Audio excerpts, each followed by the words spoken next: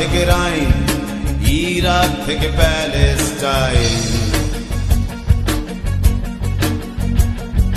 শান্তির পতাকা উড়বে আবার ঘরে ঘরে।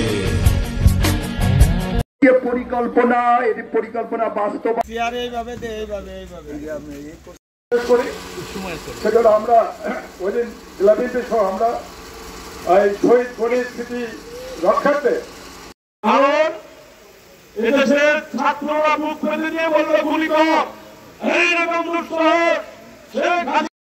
চলাফেরার পথে যদি কারো কোনো বৃষ্টি হয়ে থাকে বা কারোর সাথে কোনো কেয়াদি করে থাকে মাঠ বাড়াতে মাফ করে দিয়ে। আর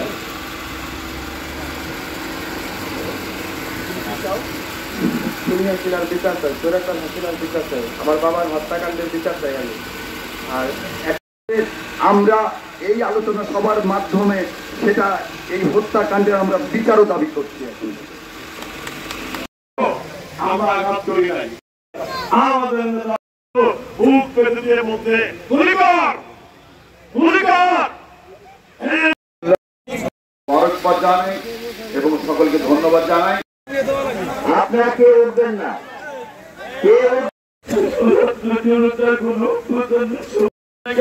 শোনা করতে পারে সেই ব্যবস্থা মেহরবানি করে করে দিন আল্লাহ। খাস করে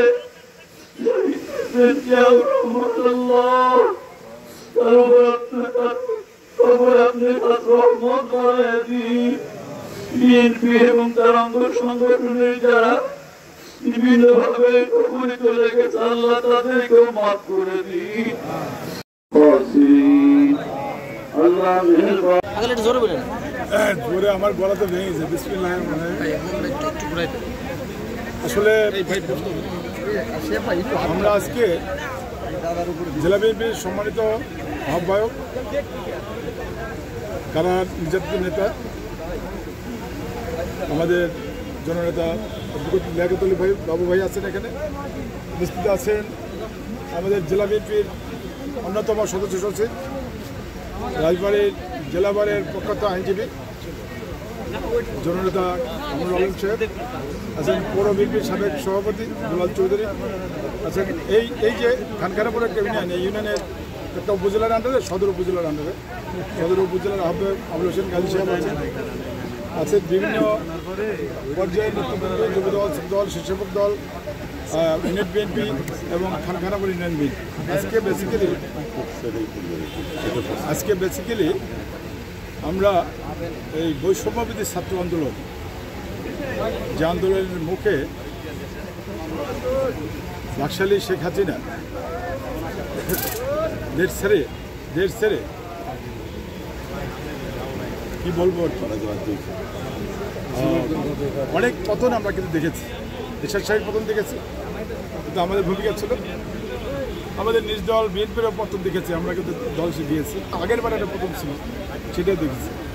কিন্তু এবার পালিয়ে গিয়ে কাপুরুষের মতো হাজার হাজার নেতা কর্মীদের রেখে দল ছেড়ে ছেড়ে পালিয়ে গিয়ে এরকম পতন এবং ধ্বংস কিন্তু আমরা দেখি।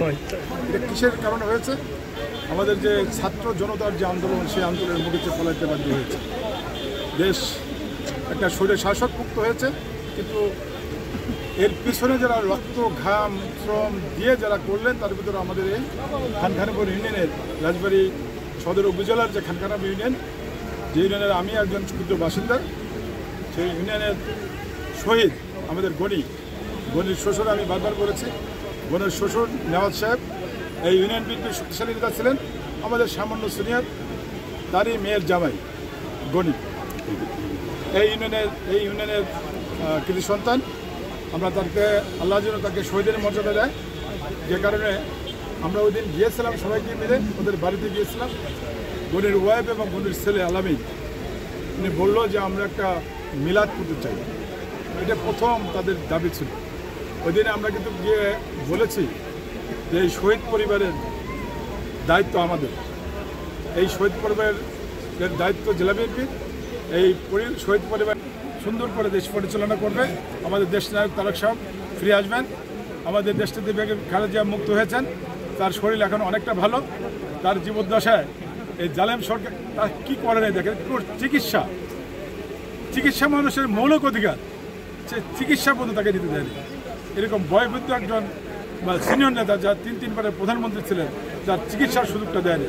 কী পরিমাণ অত্যাচার, নির্যাতন, গুম খুন, দখলবাজের, চাঁদাবাজের দুর্নীতি করেছে আপনারা দেখেছেন। আমরা এটার অবসান চাই এবং অবসান আমরা অর্ধেক হয়েছে, বাকিটা ইনশাল্লাহ গণতান্ত্রিক নির্বাচনের মধ্যে দিয়ে যে সরকার আসবে বাকিটা তারা করবে। আমি সবাইকে এই নিউজ কভার করার জন্য দূর দূরান্ত থেকে সাংবাদিক ভাইরা এসেছেন, সব সময় আমাদের পাশে থাকেন, আপনারা ভালো ভালো পজিটিভ নিউজ করেন। এই জন্য আমার পক্ষ থেকে, খানকানপুরের বাসীর পক্ষ থেকে, আমার শহীদ মনির পরিবারের পক্ষ থেকে আমি আপনাদেরকে অন্তরের অন্তঃস্থল থেকে ধন্যবাদ জানাচ্ছি। আপনারা আমার জন্য দোয়া করেন, আমরা দোয়া নেব। সামাজিক সম্প্রীতি শহর, সেই শহরটাকে আমরা সুন্দর এখন পর্যন্ত রাখতে পেরেছি। তবে বিগত 5 তারিখে যে ঘটনাগুলো ওই মুহূর্তে হয়েছিল, সেই মুহূর্তে সকাল 11টা পর্যন্ত কিন্তু ছাত্রলীগ, যুবলীগ অস্ত্রবাজি করেছে, তারা মোড়বন্ধে এসে গোলাগুলি করেছে। কিন্তু সেই রকম কোনো দুর্ঘটনা এরপরে 5 তারিখে বিকেলেও আমাদের রাজনীতিতে ঘটে নাই। আমরা বিএনপি যারা করি, আমরা খুব অত্যন্ত